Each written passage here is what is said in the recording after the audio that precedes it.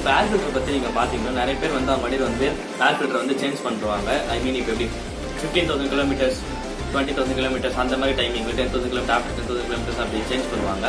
அதே மாதிரி நீங்கள் வந்து அந்த மாதிரி நீங்கள் சேஞ்ச் பண்ண போல அவங்களுக்கு டஸ்ட் வந்து நிறைய சேர்ந்துருக்கும்.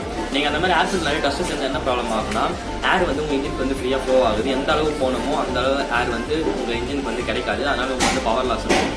ஸோ நீங்கள் வந்து அது எப்படி செக் பண்ணுறது பார்த்தீங்கன்னா 8,000 கிலோமீட்டர் ஒன்ஸ் நீங்கள் ஏர் ஃபில்டர் எடுத்து செக் பண்ணணும். நீங்கள் சப்போஸ் நீங்கள் உங்களுக்கு ஏர் ஃபில்டர் மாற்றுறீங்க ஆஃப்டர் மார்க்கெட் ஏர் ஃபில்டர் போட்டிங்கன்னா கேன் ஏர் ஃபில்டர்லாம் பார்த்தீங்கன்னா நீங்கள் வந்து வாஷ் பண்ணி கழட்டி வாஷ் பண்ணி யூஸ் பண்ணுற மாதிரி இருக்கும். ஆனால் உங்களுக்கு ஸ்டாக்காக ஒரு ஏர் ஃபில்டர் வந்து அந்த மாதிரி இருக்காது. யூஸ் அண்ட் த்ரோ தான்.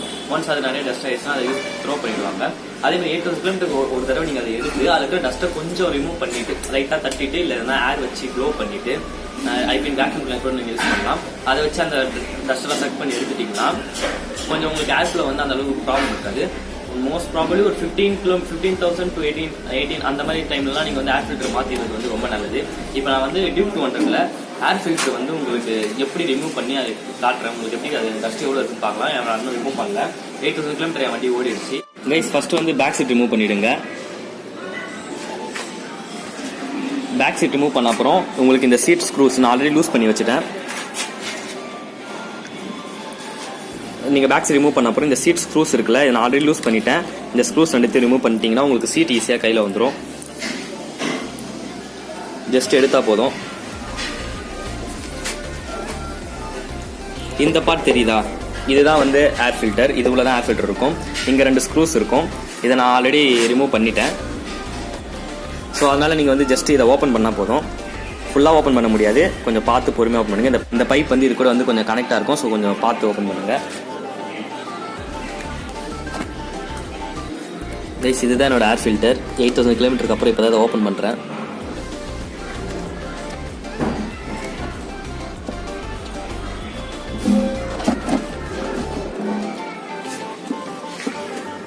கைஸ் எப்பவுமே ஏர் ஃபில்டர் எடுத்துட்டு அப்புறம் இதை அப்படியே ஓப்பன் வைக்காதீங்க. கொஞ்சம் மூடி விட்டுருங்க. அந்த உள்ள ஒரு பாக்ஸ் மாதிரி ஏரியா இருக்கும். அது உள்ள டஸ்ட் போயிடக்கூடாது. கைஸ் இதுதான் என்னோட ஏர் ஃபில்டர். இதை பார்த்தீங்கன்னா தெரியும் உங்களுக்கு எவ்வளோ டஸ்ட் இருக்குன்னு. இது சும்மா ஜஸ்ட் லைட்டாக தட்டிட்டு இல்லை நல்லா லைட்டாக க்ளீன் பண்ணிவிட்டு இல்லை ஏர் வச்சு க்ளீன் பண்ணிவிட்டு நீங்கள் ஒரு திரும்பி உள்ளே போட்டால் போதும். கொஞ்சம் உங்களுக்கு இன்ஜின் ஏர்ஃப்ளோ வந்து கொஞ்சம் நல்லாயிருக்கும்.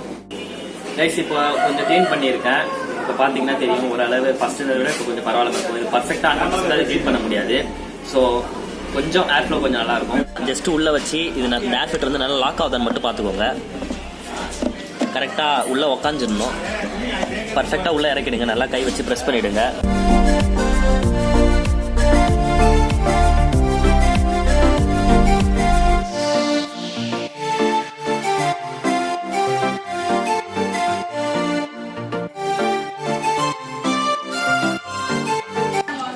இது வச்சுட்டு ஸ்க்ரூ போட்டு நல்லா டைட் பண்ணிடுங்க.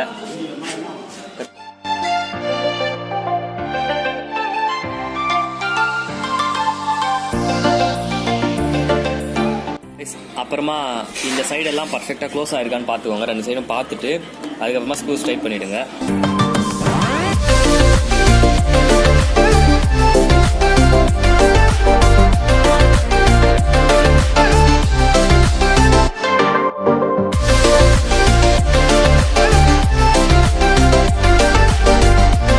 டஸ்ட்டாக இருந்துச்சுன்னா பேட்டரி சைடு இந்த இடம்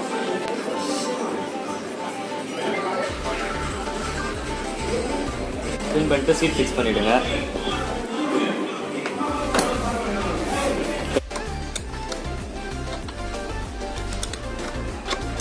நீங்கள் ஏர் ஃபில்டர் க்ளீன் பண்ணுறது வந்து ரொம்ப சிம்பிள் தான். நீங்கள் வந்து வெளியே போய் பண்ணணும், மெக்கானிக்கிட்ட பண்ணணும்னு அவசியம் இல்லை. நீங்களே பண்ணலாம். ஸோ இந்த மாதிரி உங்ககிட்ட அந்த பம்ப் ஏர் வச்சு நல்லா ஃபுல்லாக க்ளீன் பண்ண மாதிரி க்ளீன் பண்ணிவிடுங்க. நான் வந்து இப்போ சும்மா லைட்டாக க்ளீன் பண்ணேன். இந்த வீடியோ உங்களுக்கு பிடிச்சிருந்தா தம்ஸ் அப் கொடுங்க. பிடிக்கலாம் தம்ஸ் அப் கொடுங்க. Thank you guys.